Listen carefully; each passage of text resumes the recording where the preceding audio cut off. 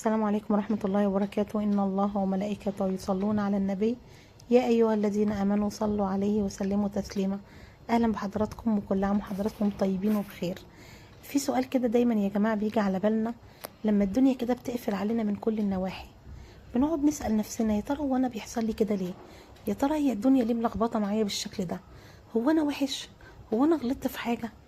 بس قبل ما تجاوب على نفسك وعلى الأسئلة دي، تعال أقولك على حاجة. اوقات كتير جدا بيبقى الواحد حاسس كده ان الدنيا خدت منه كل حاجة، وان راح منه ناس كتير كان بيحبهم، او انه خسر حاجة كان بيتمناها، او حصلت له صدمة في حياته وجعته شوية في قلبه. يمكن ممكن يكون فقد الامل في كل شيء، فقد الامل حتى في بكرة. لو وقفت كده لحظة وسألت نفسك هو ممكن تكون دي علامة من ربنا سبحانه وتعالى؟ يعني ممكن تكون اللخبطة اللي في حياتي دي ما تكونش نهاية، بل بالعكس تكون بداية. يمكن ربنا بيجهزني لحاجة أعظم وأجمل. عارف ليه؟ ربنا سبحانه وتعالى عمره ما بياخد من حد حاجة إلا هو بيجهزه لحاجة أحسن منها. بس احنا دايما ما بنبقاش واخدين بالنا دلوقتي. احنا مش بنشوف الصورة كاملة يا جماعة، لكن ربنا سبحانه وتعالى بيشوف كل تفصيلة وكل كبيرة وصغيرة في حياتنا. انت لو عرفت اللي ربنا كاتبهولك والله كنت تسجد من الفرح. بص كده على قصة سيدنا يوسف عليه السلام. اترمى في البير واتباع كعبد واتظلم واتسجن واتنسى، بس في الاخر ايه اللي حصل؟ ربنا سبحانه وتعالى رفعه وبقى عزيز مصر. ايوه والله. بس انا عارفه ان الطريق كان طويل وكان صعب، بس النهايه كانت عظيمه يا جماعه. عارف ليه؟ لانه فضل ثابت، فضل صابر، عارف ان ورا الضلمه في نور، عارف ان في رب كبير، وان بعد كل وجع في فرج. تعالى شوف كمان ام سيدنا موسى لما خافت عليه عملت ايه؟ رمته في البحر. والله رمته.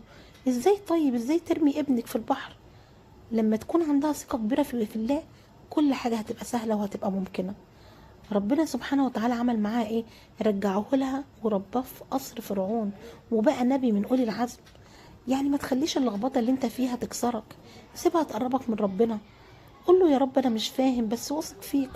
الوجع اللي في قلبك ده مش رايح والله على الفاضي، كل دمعة بتقع منك ليها وزن عند ربنا، كل صبر وكل هم وكل خوف محفوظ.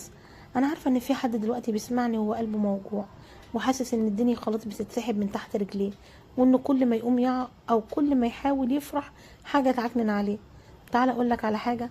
انت فاكر ان ربنا مش شايفك؟ والله شايفك وسمعك وبيحبك، والله بيحبك. ولو انت كنت بعيد هو مستنيك، ولو انت تايه هو بيهديك، ولو انت مقصور هو اللي بيجبرك. بس احنا محتاجين ان احنا نمسك في ربنا شوية، نمسك فيه وما نسيبهوش.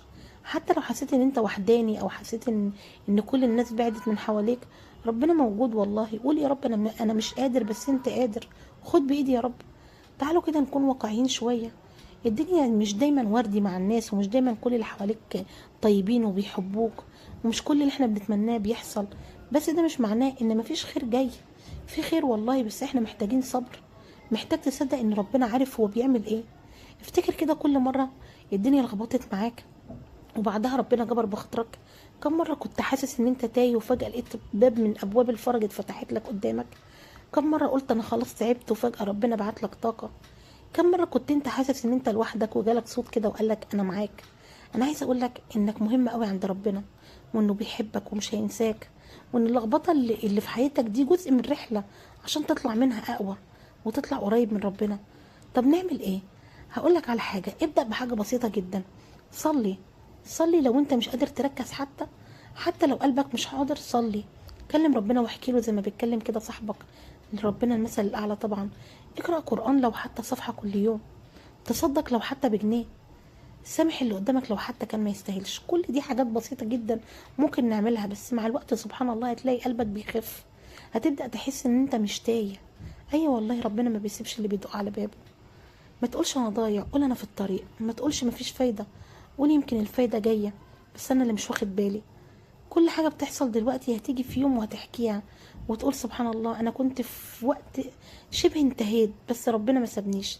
ساعتها كده هتبص للسما وتقول سبحانك يا رب، كنت عارف وواثق فيك، بس انا ما كنتش فاهم.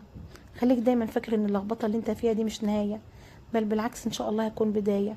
مجرد صفحة وليها فصول كده كتيرة، وكل صفحة فيها درس، وكل درس فيه حكمة، وكل حكمة وراها رحمة.